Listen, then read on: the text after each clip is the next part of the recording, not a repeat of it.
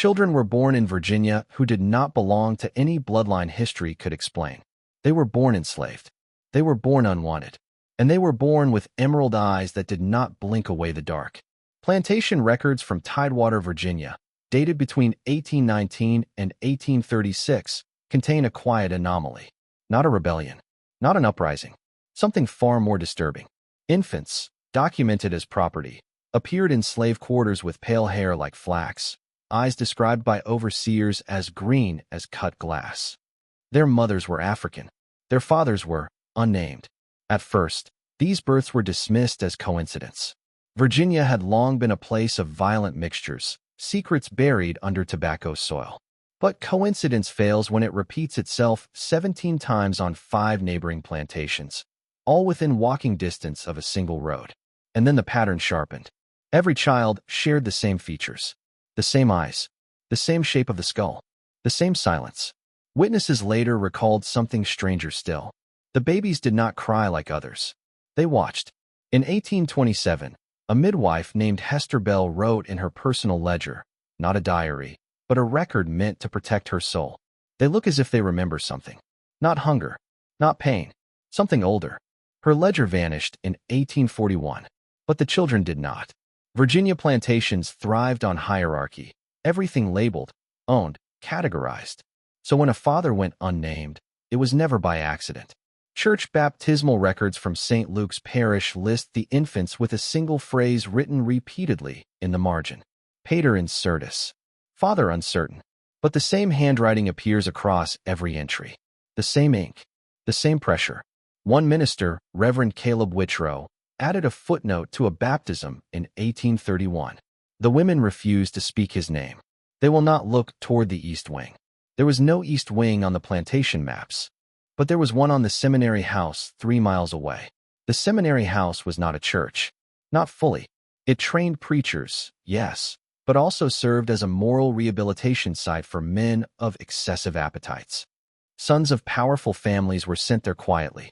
Their sins were meant to be corrected through isolation, scripture, and obedience. No public census lists its residents, and no slave was ever supposed to enter its grounds. Yet plantation women began to disappear at night, only for hours, sometimes days. They returned pale, silent, with marks that could not be shown. And within months, a child would be born, with eyes too green for this world. The women who gave birth to the emerald-eyed children shared a fate worse than punishment. They survived. Slave narratives collected decades later mention a phrase spoken in whispers. Marked women.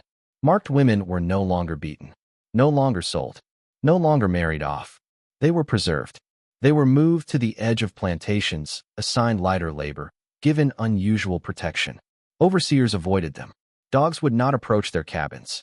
And most disturbingly, they stopped speaking altogether. One narrative recorded in the Freedmen's Oral Archive describes a woman named Naomi who bore one of the children. She could still hear, but her voice stayed somewhere else. When asked about the father, Naomi reportedly traced a symbol into the dirt, a circle divided by a vertical line. The interviewer did not include the symbol in his report, but the same symbol appears carved into the floorboards of the Seminary House chapel, discovered during renovations in 1904. By then, the children were gone. Not sold, not freed, not buried, just missing. By the 1830s, the nearby town of Ashcombe had learned a valuable skill: selective blindness. Shopkeepers refused to discuss the children. Doctors recorded stillbirths that neighbors swore had cried days before. Graveyards contained headstones with no names and dates that did not match. The town church preached sermons about inherited sin and purity of lineage. And every sermon ended with the same verse: some blood must remain uncounted. The orphanage opened in 1834. Officially, it housed poor white children. Unofficially, night wagons arrived from the plantations. No lanterns, no records. A former groundskeeper testified in 1892. They kept the green-eyed ones below. Not chained. Watched. Watched for what? The answer lies not in what the town feared, but in what it believed it was protecting. Because the father was not just a man, and the children were not just children. They were continuations.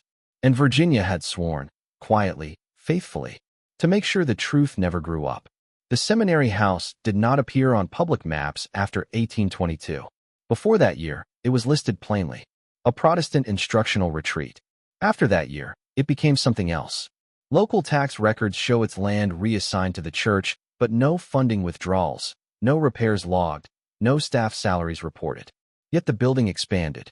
Stone foundations were added beneath the chapel. Iron fixtures arrived by wagon at night. A carpenter named Elias Moore later testified that he was paid double to install doors that locked only from the outside. Inside the Seminary House, the curriculum shifted. Students no longer studied sermons meant for congregations. They were trained in private ministry, confession without witnesses, absolution without records. A recovered lesson plan from 1829 contained a phrase scratched out repeatedly, as if the author regretted ever writing it. The burden must be carried by one flesh. But its seed may be divided. Divided into whom? Divided into what? In the chapel basement, beneath the pulpit, a chamber was sealed with limestone and ash.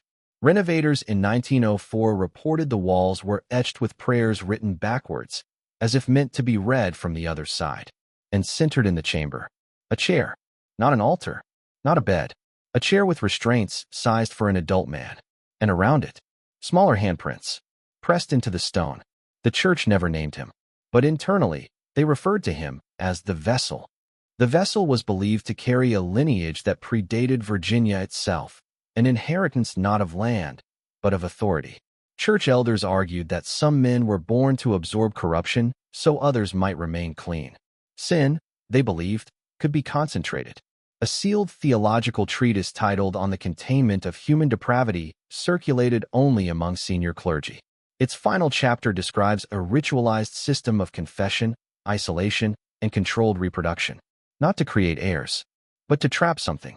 The children, according to the text, were never meant to live as adults. They were described as temporary vessels, mirrors through which the corruption may be observed, studied, and dissolved. This belief justified everything.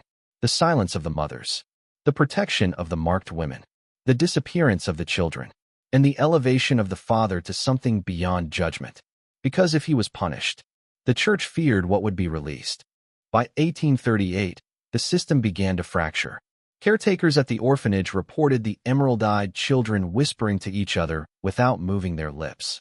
They used words no one had taught them, phrases lifted from Latin prayers and half-forgotten hymns. One matron recorded a moment that ended her employment. They asked me why I was afraid of the dark. When it was afraid of them, doctors were summoned. None stayed long.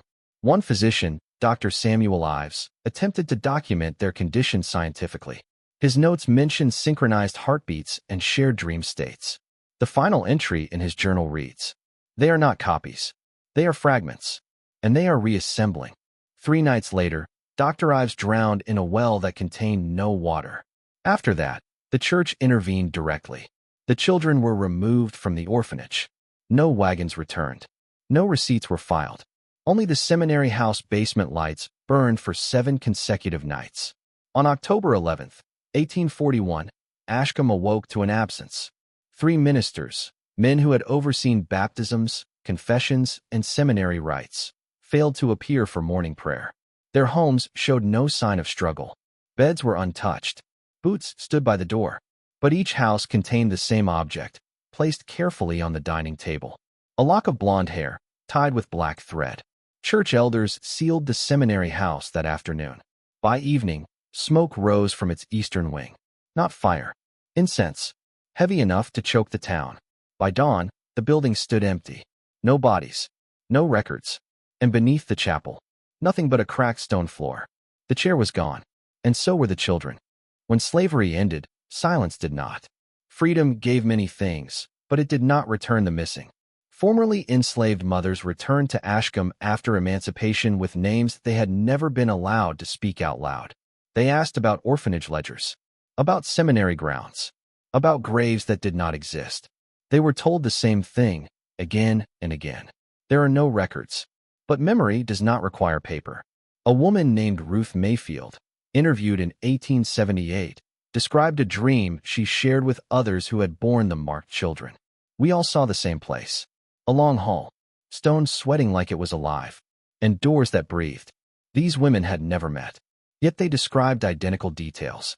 When they attempted to gather near the ruins of the Seminary House, local authorities intervened, not with force, but with paperwork.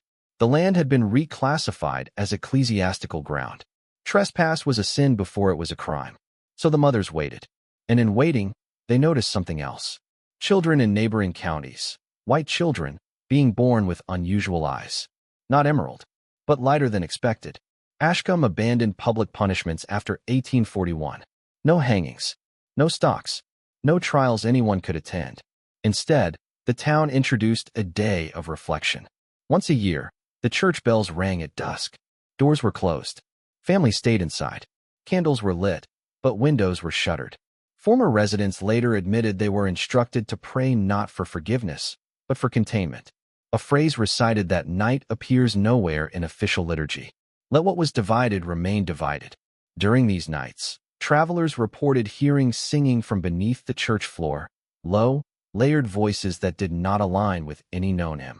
One railway worker wrote in 1891, "It sounded like many children trying to remember one voice." By morning, Ashcombe returned to normal. But the ground beneath the church sank a little more each year. The first confirmed sighting outside the state came in 1873 in rural Ohio. A schoolteacher reported a group of children, unregistered, well-spoken, and unervingly similar in appearance, living in an abandoned parsonage. They vanished before authorities arrived. Then came reports from Kentucky, Pennsylvania, upstate New York, always near former church properties, always near seminaries or orphanages that had closed suddenly. Witnesses described the same thing. Children who did not age normally. Children who watched adults with practiced patience. Children whose eyes reflected light too sharply. A Catholic archivist in New York wrote a private letter. They are not lost. They are placed. Placed where? The answer lies in a letter discovered decades later, never mailed. The letter was found hidden inside a hollowed Bible in 1912. No signature. No date. Only this opening line. I was never meant to be forgiven. The writer describes being raised within doctrine, groomed to believe his body was a tool, his sin a necessary container. He refers to the children not as offspring, but as anchors. They took pieces of me and taught them to walk.